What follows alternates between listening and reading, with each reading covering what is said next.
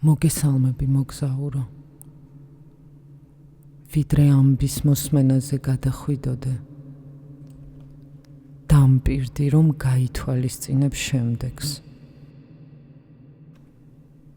არსებული ტექსტი არის სრულიად ავთენტური და მასში არსებული არც ერთი სიტყვა, აბზაცი ან და ბგერა არ ექვემდებარება შეცვლას, ჩასწორებას ან და პირადი მიზნებისთვის კონტექსტიდან ამოგლეჯას და გადაწერას. სინათლეში მოიხმარეთ ეს ცოდნები. ამენით. მონადირის ალგორითმი ფენიქსის ალქიმიის წინააღმდეგ. ფენიქსის გაღვიძება. მიძინებული სქემა იღვიძებს მაშინ, როდესაც 21 წლამდე, ანუ მესამე შვიდწლედის ჩათვლით, ფემინას გადატანილი აქვს ტრავმა. ტრავმა შეიძლება იყოს დაკარგვის, უარყოფის, საზღვრების დარღვევის, ღალატის ან იგნორირების გამოცდილება, ან გამოცდილებების კოქტეილი. ანუ ის მომენტი, როცა ბავშვმა პირველად იგრძნო, რომ ისეთი არ არის, როგორიც იმსახურებს სიყვარულს.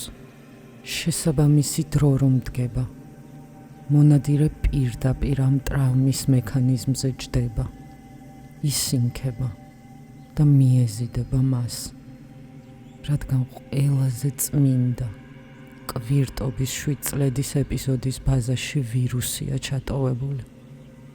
მეხსიერების ამ ფოლდერში დამალული ფემინა ითხოვს გამოთავისუფლებას. ის ჩაკეტილია და ელოდება ეგრეთ წოდებულ გამღიზიანებელს, იგივე ტრიგერს, რომელიც აღმოაჩენს და დააპროვოცირებს დავირუსებული ფემინას გამოვლინებას. კითხვა: როგორ ამოვიცნო მონადირე? აგრესიულია? პასუხი: არა. ის ხშირად ჩნდება ნიღბით, მზრუნველი, დამცველი, თითქოს მფარველი, რაც გამოუცდელი თვალისთვის ართულებს ამოცნობას. ამბავი გრძელდება. ყველაფერს თავისი დრო აქვს. როდესაც მიუწვდომელი ფემინას მიერ გაცემული სიგნალი იძებნებას ბრძანებას აფიქსირებს, მასკულინში არსებული მონადირე აქტიურდება. პროგრამა შეშვებულია. მონადირე აგნებს ლოკაციას და იქამდე უსაფრთხება მსხვერპლს, ვიდრე ის თავს საკმარისად უსაფრთხოდ არ იგრძნობს, რომ გამოვიდეს სოროდან. კითხვა: როგორ უნდა ამოიცნოს ფემინამ, რომ მის წინაშე მონადირეა და არა ნამდვილი მზრუნველი? პირველი: თუ მზრუნველობა ძალიან სწრაფად და ზედმეტად ჭავლური მეთოდით ხდება, 24/7 რეჟიმით, პირველივე კვირაში ყალიბდება საუკუნის კავშირი. ეს ცალსახად სიგნალია. მეორე: თუ მისი ზრუნვა აღვივებს დამოკიდებულებას და არა თავისუფლებას. მესამე: თუ მოქმედებები გავს დაჟინებულ პროგრამას, ქვეტექსტით შემოვაღწევ შენში ნებისმიერი ხერხით და არა ცოცხალ ნაკადს. ნამდვილი მზრუნველი ტოვებს სივრცეს და სუნთქვას. მონადირე კი საკუთარი თავით ცდილობს ამ სივრცის შევსებას ან ჩახშობას. ამბავი გრძელდება. მეგობარი ახლოს ყავდეს და მტერი კიდევ უფრო ახლოსო. შესაბამისად ქმედებების სქემა არა შეშინებას, არამედ მაქსიმალური სანდოობის მოპოვებას გულისხმობს. ზედაპირული ილუზიის შექმნა, რომელიც პირდაპირ დამკვეთის გემოვნებაზეა მორგებული. მაგალითად, ყვავილები, სიურპრიზები, ვარსკვლავებით მოჭედილი ცა, პირველივე შეხვედრისას ხელის თხოვნა, მომავლის პერსპექტივები, ტაქტილური კონტაქტი, ზომიერი სითამამე, ექსცენტრიული პირველი კოცნა, პასუხისმგებლობების განაწილების fast flow, ხანგრძლივი დიალოგები, აუდიო, ვიდეო მიმოცვლა, დღის განაწესის ბუნებრივი სინქრონი, ზრუნვა, 24/7-ზე ყურადღება, სუბუქი გადაწყვეტილებები, ექსპრომტი ქმედებები, ეგრეთ წოდებული აფები და ყველა მომნუსხველი თავბრუდამხვევი ქმედება, მანამდის სანამ ფემინა არ აღიჭურვება მისი ნდობით და არ გაუღებს კარს. რა ხდება შემდეგ? შემდეგ ფემინა თავისინებით პატიჟებს ვამპირს სახლში. კარის გაღების რიტუალი. სახლში შემოპატიჟება რიტუალური ჟესტია.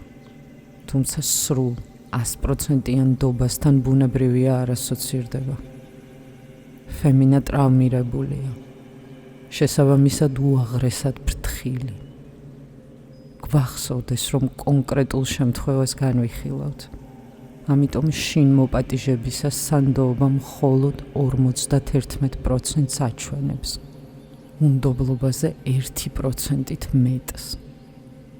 საკმარისია ოდნავ მეტი ნდობა, ვიდრე უნდობლობა, რომ პროცესი ამოძრავდეს. შესაბამისად სქემა უკვე აქტიურია და მუშაობს. დღევანდელ დროში მოვლენების სინათლის სისწრაფით ვითარდება. ნდობა შეიძლება დღეში რამდენიმე პროცენტით გაიზარდოს ან და შემცირდეს. ეს ქაოტური ცვალებადობა უოლ-სტრიტის ბირჟას გავს. არაპროგნოზირებადი, თუმცა მაინც მართვადი. აქ გაწაფული ინტუიცია ლოგიკაზე უფრო ძლიერი ინსტრუმენტია. ქაოსის პირველი ტალღა. ფემინას ბუნებრივი ჰარმონიული მდგომარეობა არის სიმშვიდე. მაგრამ აქ სიმშვიდისთვის არავინ მოსულა. აქ მოვიდნენ, რომ ქაოსი გამოიწვიონ, რადგან მხოლოდ ქაოსი განსაზღვრავს ჩვენს რეალურ დონეს. ქრისტეს სიტყვები ბიბლიიდან. ნუ იფიქრებთ თითქოს მშვიდობის მოსატანად მოვედი მიწაზე. მშვიდობის კი არა, მახვილის მოსატანად მოვედი. მათე 10:34. ქაოსის პირველ ტალღაზე ადამიანი ხშირ შემთხვევაში შფოთვას იწყებს. შფოთვა, შიში, სტრესი, კორტიზოლის წნეხი. ეს ჯაჭვი ფემინას თლიან სისტემას აზანზარებს. ამ დროს აღელვებულ ფემინას ხომ გვერდით მზრუნველი მამიკოს ნიღბით წარმოდგენილი მონადირე ყავს ჩასაფრებული და ელოდება მომენტს, რომ ხელვარების ჟამს მოეფეროს და იზრუნოს მასზე, დაიცვას ისევ საკუთარი თავისგან. მაგრამ კორტიზოლის ზემოქმედების ქვეშ მყოფი ფემინა კიდევ უფრო მეტი უნდობლობით ივსება და უხმობს საკუთარ მასკულინს, რადგან დაუცველობის ჟამს სწორედ მისი შიდა მასკულინია ფარი. ფემინას მასკულინი ეჯახება მონადირის მასკულინს. მონადირე დროებით უკან იხევს. უკან დახევა ფიზიკურ სიბრტყეში ლავირებას ნიშნავს. ახლა ის ვირტუალურ სივრცეში გადადის და იქ აგრძელებს ნდობის აგებას. ყოველდღიური მოკითხვა, დღის რუტინის გაზიარება, ყურადღების დემონსტრირება, დისტანცია ზრდის უსაფრთხოებას და ფემინა ნელ-ნელა მშვიდდება. აიწონა იქამდე გრძელდება, ვიდრე მონადირე ფემინასთანაც და მის მასკულინთანაც საკმარის ნდობას არ მოიპოვებს. და დგება შესაფერისი მომენტი, გარდამტეხი მომენტი. დამშვიდებული მზრუნველობით გაჟღენთილი ფემინა ივსება და იწყებს კარისკენ გადაადგილებას. იხედება ჭუჭრუტანაში. იქიდან სინათლე შემოდის, დამწვრის სუნთან ერთად. ნაცნობი სუნია და მაინც სინათლე ახლავს თან. ბნელი ოთახიდან გამოდის წარსულში შეშინებული, ნაწყენი პატარა გოგო. ხედავს ცეცხლს, შერეულ შიშსა და ეიფორიას და პირდაპირ მონადირის მკლავებში ეხვევა.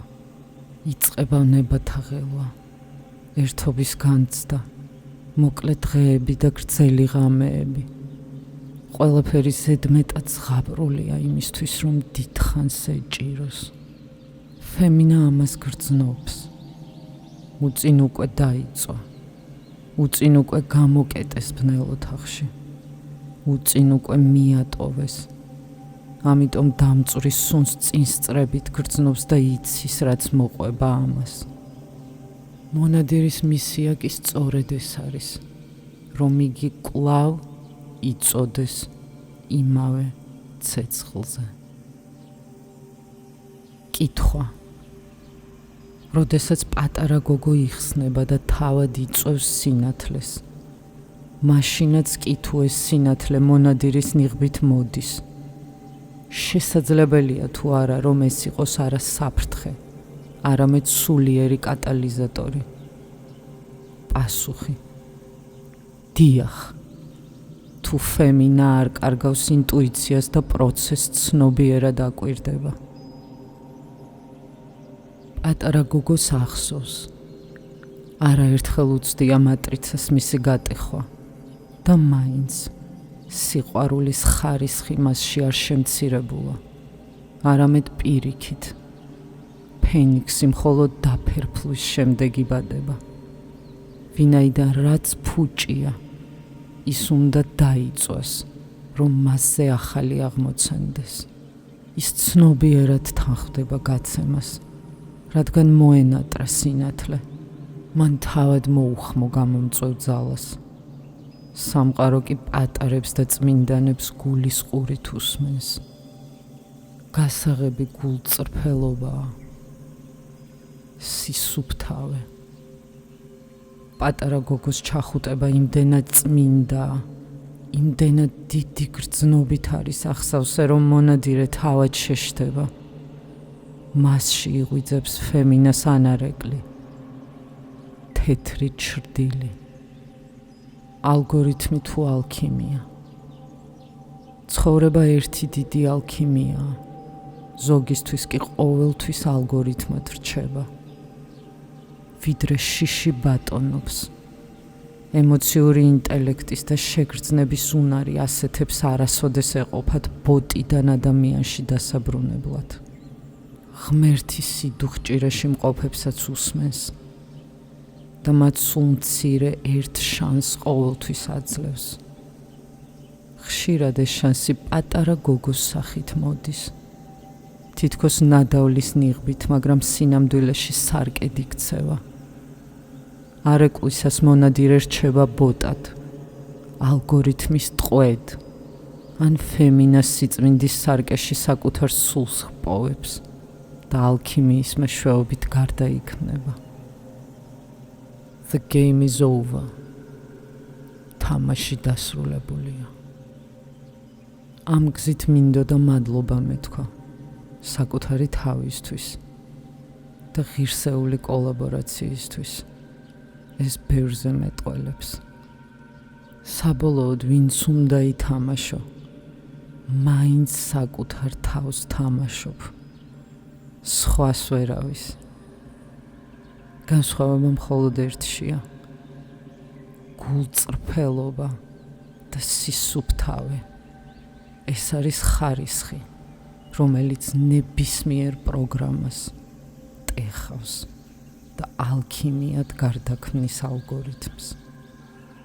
სინათლეში მოიხმარეთ ეს ცოდნები. ამენით.